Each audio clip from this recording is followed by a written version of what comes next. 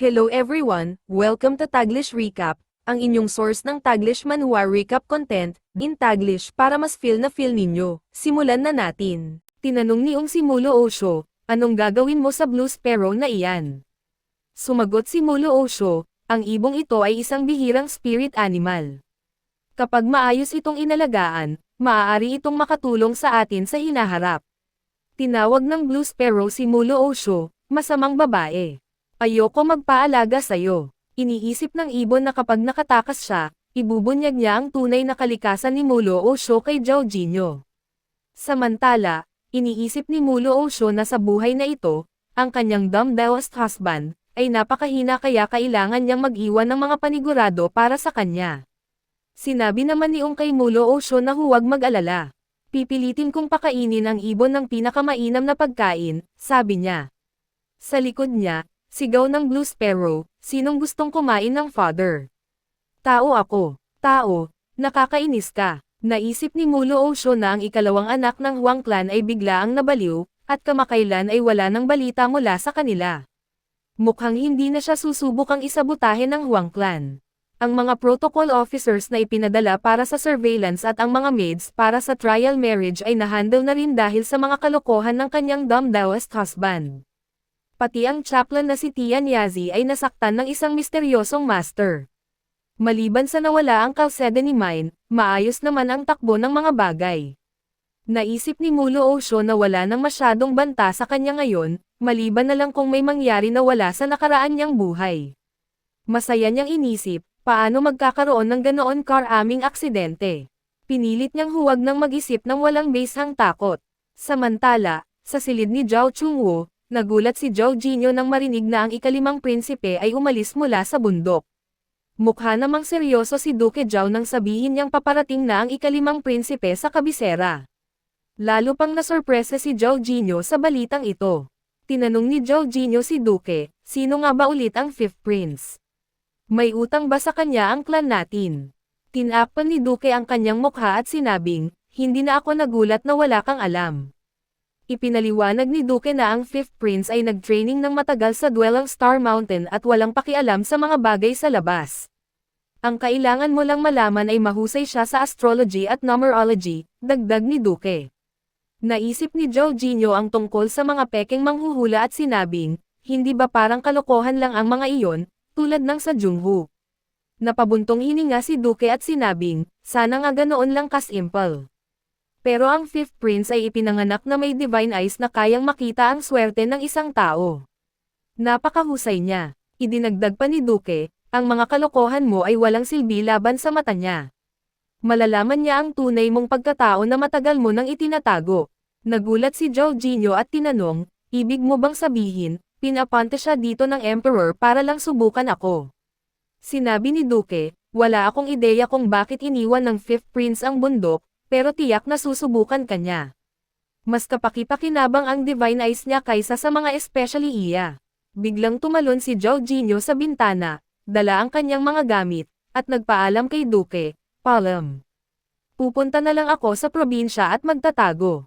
Pinigilan siya ni Duke, huwag kang tanga. Malakas nga ang divine eyes ng fifth prince, pero hindi ibig sabihin wala tayong laban dito. Ipinaliwanag ni Duke, sumama ka lang sa akin papunta sa Huan Tian Temple sa eastern suburbs. Hahanapin natin ang isang tao. Tinanong ni Jorginho, bakit kailangan kong dalhin ang espada mula sa northern wilderness? Makikipagkita lang naman tayo sa tao, may panganib ba doon? Napangiti si Duke at sinabing, hindi naman ganoon. Pero kilala ko kasi ng mabuti ang taong iyon.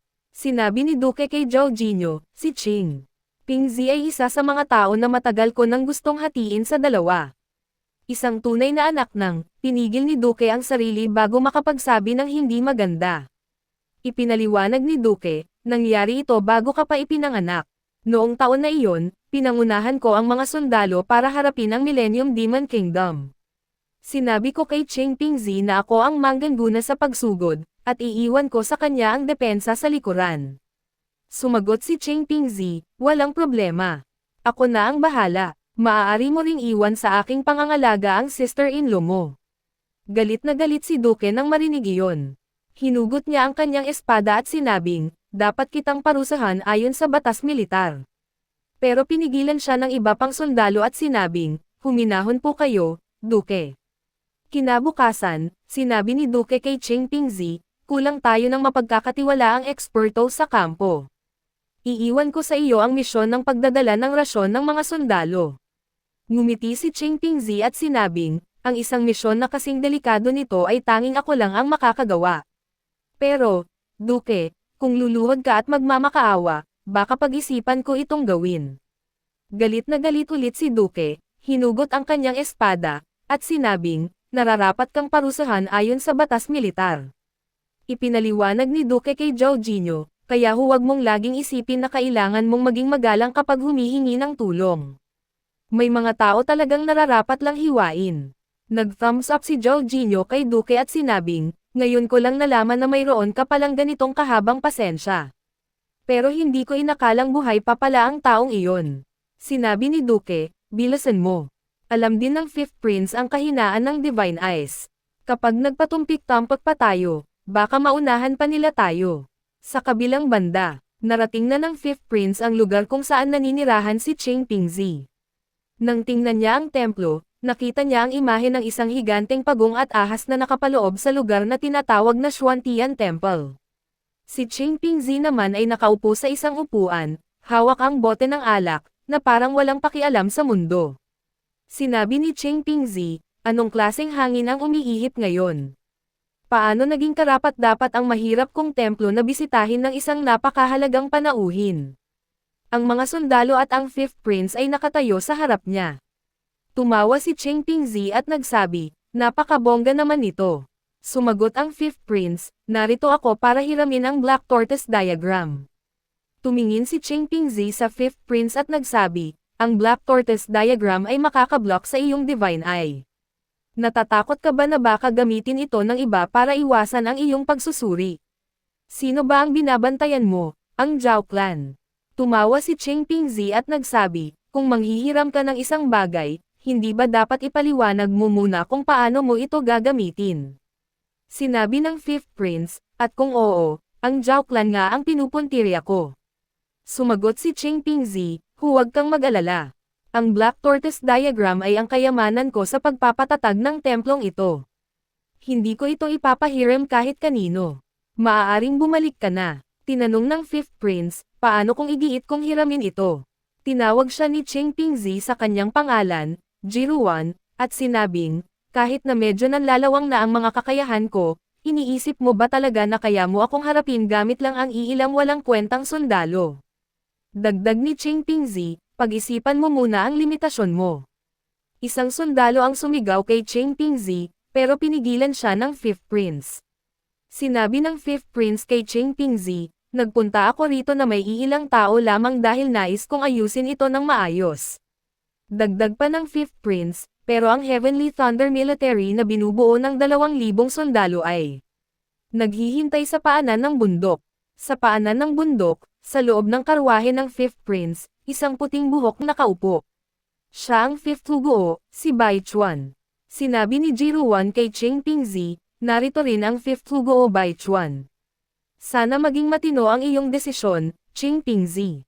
Sinabi ng Fifth Prince, ito na ang huling beses na magtatanong ako. Ipapahiram mo ba ang Black Tortoise Diagram o hindi? Bahagyang nagulat si Cheng Pingzi nang marinig niyang pati si Huguo Bai Chuan ay naroon. Samantala, si Duke Zhao at Jorginho ay papunta na sa lugar na iyon sa kanilang karwahe na parang kidlat ang bilis.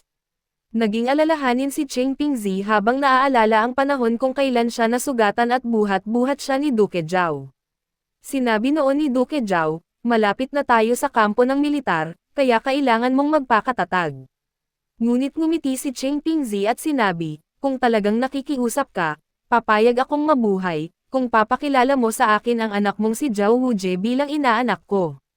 Bagamat nagalit si Duke sa usapan nilang iyon, sa huli ay pumayag siya para sa kaligtasan ni Cheng Pingzi. Ngayon, nagalit si Cheng Pingzi at sumigaw sa Fifth Prince, hindi ko ipapahiram ang Black Tortoise Diagram. Umalis ka rito. Samantala, tinanong ni Jorginho si Duke, teka, ang Black Tortoise Diagram ba'y nakatago sa ganitong napakaliit na bundok na parang wala namang tao? Sumagot si Duque, ang bundok ay hindi kailangang mataas. Sikat ito kapag may immortal na nakatira rito. Pabirong sinabi ni Jorginho, mukhang may matandang ignorante na nagyayabang na naman ng kaalaman. Biglang napansin ni Duque ang isang ibon na papalapit sa kanila at tumigil ito sa kanyang daliri. May nakatali itong sulat sa paa. Kinuha ni Duque ang sulat at tinanong, kanino galing ang sulat na ito? Nakasulat doon na ang Black Tortoise diagram ay nasamsam na ni Jiruan. Agad na kinilala ni Duque ang sulat bilang galing kay Ching Pingzi. Sinabi ni Duque Zhao, delikado ito. Kailangang umalis tayo ngayon. Ang Black Tortoise diagram ay napunta na sa kamay ng Fifth Prince. Tumingin si Jorginho sa likod ng kanilang karwahe at nakita ang Fifth Prince na sinusundan sila. Napabuntong hininga siya at nagsabi, mukhang huli na tayo. Pakihit naman ng like at subscribe para naman ganahan tayo mag-recap. Sinabi ng Fifth Prince kay Duque, nagtataka ako kung kaninong aura ang sobrang nakakatakot, so it was Duque Dingbang. Nagpatuloy ang Fifth Prince, matagal na rin mula nang huli tayong magkita. Bakit hindi tayo mag-usap sandali? Sinabi ni Duque kay Jorginho, magtago ka ng maayos. Ako na ang bahala dito. Lumabas si Duque upang harapin ang Fifth Prince. Bati niya, Prince Pangquin. Ang galing naman ng pagkakataon. Dagdag niya, ako lang mag-isa ngayon, at pupunta sana ako, pero hindi niya natapos ang kanyang salita nang biglang may tumawag sa Fifth Prince. Si Bai Chuan ang tumawag, na nakatayo na sa harap ng karwahe ni Duque. Nagulat si Duque nang makita siya. Sinabi ni Bai Chuan, ang batang master ng Zhao Clan ay nasa loob ng karwaheng ito. Bakit hindi siya lumabas at makipagkita sa amin? Tiningnan ng Fifth Prince si Duque at naisip, si Zhao Chungwo, ang tagapagpuksa ng 1,000 milya. Kahit ilang taon na ang lumipas, ang kanyang aura ay kasing tapang pa rin tulad ng dati. Ramdam ko na ito kahit malayo. Sinabi ng Fifth Prince kay Duque, 20 taon na akong wala sa kabisera at hindi pa ako nakikilala ang batang master. Dahil nandito na siya, bakit hindi tayo mag-usap? Nagpaumanhin si Duque at sinabing, pasensya na, pero ang aking anak ay kasalukuyang may sipon. Sa palagay ko, hindi magandang oras ngayon. Pero naisip ni Duque, handang-handa ang Fifth Prince. Hindi magiging madali ang sitwasyong ito. Sinabi ng Fifth Prince, huwag kang mag-alala. May kaunti akong kaalaman sa medisina. Pagkatapos, sinabi niya kay Bai Chuan, pakiusap, tulungan mo ang batang master. Ngumiti si Bai Chuan, humarap sa Fifth Prince, at sumagot, okay. Lumapit si Bai Chuan sa karwahe ni Duque, ngunit agad na hinawakan ni Duque ang kanyang kamay. Ngumiti si Bai Chuan at tinanong, ano ang ibig sabihin nito, Duque? Sabi ni Duque, paano ko mahihiling sa isang dakilang hugo tulad mo na gawin ang ganoong kaliit na bagay? Ako na ang gagawa. Ngumiti si Bai Chuan at sinabing, sige, huwag mo lang patagalan ang paghihintay ng prinsipe. Pumasok si Duque sa karwahe at sinabi kay Jorginho, hindi ko na sila kayang pigilan. Bukod sa Heavenly Thunder Military, narito rin ang Fifth Hugo, si Bai Chuan. Tinanong ni Jorginho si Duque, dapat ba nating atakihin sila? Ang Fifth Prince at ang Heavenly Thunder Military ay mawawala sa loob ng isang stick ng insenso. Si Bai Chuan ang may pinakamahusay na flying technique sa lahat ng Hugo, pero medyo kumpiyansa akong kaya ko siyang pigilan. Nagulat si Duque at tinanong si Jorginho, kaya ba talaga ng lakas mo na tapatan ang isang Hugo? Sumagot si Jorginho, invincible ako kung one-on-one battle ang pag-uusapan. Sinabi ni Duque, ngayon ay hindi panahon para magyabang. Tumakas ka agad kung lumala ang sitwasyon, huwag nang mag-atubili. Ako na ang bahala sa kanila. Sabi ni Jorginho, okay, tatandaan ko yan. Tiningnan ni Jorginho ang kanyang espada at sinabi, salamat at nadala ko to. Paglabas nila mula sa karwahe, hawak ni Duque ang tainga ni Jorginho. Sumigaw si Jorginho, aray! Bakit ako ang kailangang humarap sa kanila? Bakit hindi sila ang pumunta sa akin? Sinabi ni Duque, prinsipe ang gustong makipagkita sa'yo. Sumunod ka na lang agad. Pareho silang umaakto. Nang makita ni Jorginho si Bai Chuan, sinabi niya kay Duque, grabe, old man. Bakit hindi mo sinabi sa akin na may ganitong kagandahan dito? Kung alam ko lang, bumaba na agad ako. Lumapit si Jorginho kay Bai Chuan, Tinawag siyang, Beauty, at sinimulang tanungin, ano pangalan mo? May asawa ka na ba? Sinabi ni Bai Chuan, narinig ko na ang anak ni Duke Zhao ay isang katawa-tawang tao. Sa paraan ng kilos mo, mukhang totoo ang mga chismis. Habang pinagmamasdan sila ng Fifth Prince, naisip niya, sobrang lakas ng oras ni na Bai Chuan at Zhao Chungwu. Hindi ko sila maaninag ng maayos mula rito. Sinabi ng Fifth Prince kay Zhao Jinyo, pakiusap, lumapit ka rito at hayaang ma-diagnose ko ang sipon mo. Tumingin si Zhao Jinyo kay Duke, at sinabi ni Duke, sige, lumapit ka na. Sumagot si Zhao Jinyo, saan ba galing ang prinsipe na to?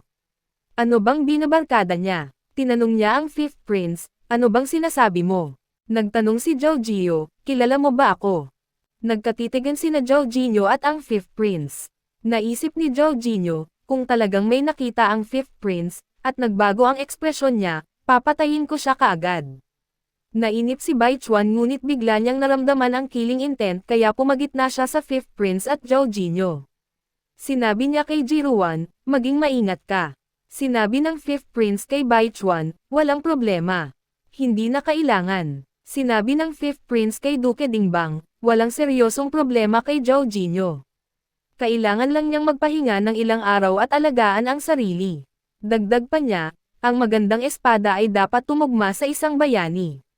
Habang papaalis, sinabi ng Fifth Prince kay Duke, ang espada ni Zhao Jinyo, mas mabuti pang ibalik ni Duke Zhao ito para magamit. Nagalit si Zhao Jinyo at tinanong, anong ibig niyang sabihin? Pagkaalis nila, tinanong ni Zhao Jinyo si Duke, ibig bang sabihin nito hindi ako nakita ng Fifth Prince? Ngumiti siya at sinabi, hindi pala kasing galing ng iniisip niya ang mga mata ng Fifth Prince, o baka naman dahil mediocre ang aura ko. Sumagot si Duke, sa cultivation level mo, imposibleng maging mediocre ang aura mo. Pero may kakaiba, baka nakita ka ng Fifth Prince, pero hindi niya magawang sabihin ng diretso. Naisip ni Zhao Jinyo, imposible. Pinagmasdan niya ang mukha ng Fifth Prince kanina ngunit walang pagbabago. Sinabi ni Duke kay Zhao Jinyo na mag-ingat muna sa ngayon. Hinawakan ni Zhao Jinyo ang kanyang dibdib at nakita ang sachet na ibinigay sa kanya ni Mulo Osho. Inisip niya, hindi ba uminit ang sachet na ito kanina? Biglang sumigaw si Duke, anong iniisip mo dyan? Iiwanan kita kung hindi ka magmadali. Sumagot si Zhao Jinyo, oo, papunta na ako. Samantala, pinapakain ni Ung ng mga insekto ang Blue Sparrow. Tinanong niya si Mulo Osho, maraming kayamanan ang dinala dati ng Great General para sayo, pero bakit ginamit mo silang lahat para i-refine ang Heavenly Secrets Talisman? Binigay mo pa ito sa batang master kaya ang natira na lang ay tira-tira para gamitin mo sa cultivation. Ayaw kainin ni Blue Sparrow ang mga insekto. Sinabi ni Mulo Osho kay Ung, maghintay ka lang. Kapag dumating ang araw na may mahalin ka, maiintindihan mo rin. Ngumiti siya habang umiinom ng tsaa at sinabi kay Yuanji, hindi mahalaga kung sulit man o hindi, basta para sa taong mahal mo. Napatingin si Blue Sparrow sa mga insekto. Sa nakaraan, sa isang nyebe ang bundok sa harap ng isang bahay, may lalaking nakaupo sa labas. Nandoon si Bai Chuan sa kanyang orihinal na anyo. Inisip niya, narito na naman sila para maging disipulo. Ang mga tao, pare-pareho lang. Laging naghahabol ng imahinasyong kapangyarihan. Naglakad siya at napansin ang maraming bangkay ng mga sundalo. Naisip niya, handa pa silang patayin ang isa't isa. Ang pagpupumilit nilang manatili rito ay napakaabala. Nakaupo ang Fifth Prince sa gitna ng nyebe, natatakpan ng nyebe ang kanyang katawan. Sinabi ni Bai Chuan sa Fifth Prince, umuwi ka na lang. Ang matandang manghuhula sa loob ay hindi pa kailanman tumanggap ng disipulo. Nagpasalamat si Jiruan kay Bai Chuan para sa impormasyon at sinabi, pwede mo na akong baliwalain. Tinanong ni Bai Chuan, hangad mo ba ang kakayahang makita ang kapalaran? Ano ang gagawin mo kapag nakuha mo ito? Para ba ito sa kapangyarihan, katayuan, o sa mga babae? May sinabi ang Fifth Prince na hindi naintindihan ni Bai Chuan, kaya lumapit siya at tinanong, anong sinabi mo? Ngunit nang makita niya ang kondisyon ng Fifth Prince, nagulat siya. Ang mukha ng Fifth Prince ay natatakpan ng nyebe at yelo. Sinabi ng Fifth Prince, para ito sa mga tao sa ilalim ng langit. Nagising si Bai Chuan mula sa panaginip. Habang kinukusot ang kanyang mga mata, tinanong niya ang Fifth Prince, gaano katagal akong natulog? Nagbabasa ng libro ang Fifth Prince at sumagot, mga 2 oras. May oras pa bago tayo makarating sa kabisera. Matulog ka pa. Tinanong ni Bai Chuan ang Fifth Prince, tungkol kay Zhao Jinyo, sigurado bang wala talagang problema sa kanya. Jiruan told Bai Chuan na ang aura ni Zhao Jinyo ay medyo ordinaryo lang. Mabuti na lang. Noong una, akala ng Fifth Prince na si Zhao Jin ay yung calamity, pero sabi ni Chuan, ganun ba? Akala niya yung moment ng killing intent ay nagbigay ng palpitation sa kanya, pero hindi kailanman nagkamali ang mata ni Roy-wan, at nandyan pa ang Black Tortoise diagram. Baka imagination lang niya lang yun. Tinawag ng Fifth Prince si Bai Chuan at sinabi sa kanya na hindi siya obligado na samahan siya papuntang capital, dahil magiging mahina siya pagkatapos nilang umalis ng duelang Star Mountain.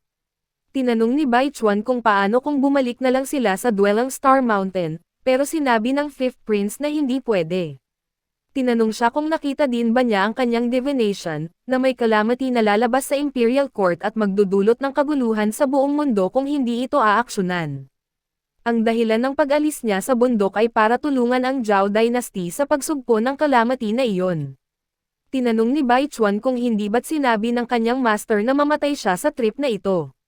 Bago pa makasagot ang Fifth Prince, sinabi ni Bai Chuan na okay lang, at pinakiusapan niyang gisingin siya pagdating nila sa kapital. Wala nang masabi si Jiruan, ang tanging nasabi niya lang ay, okay.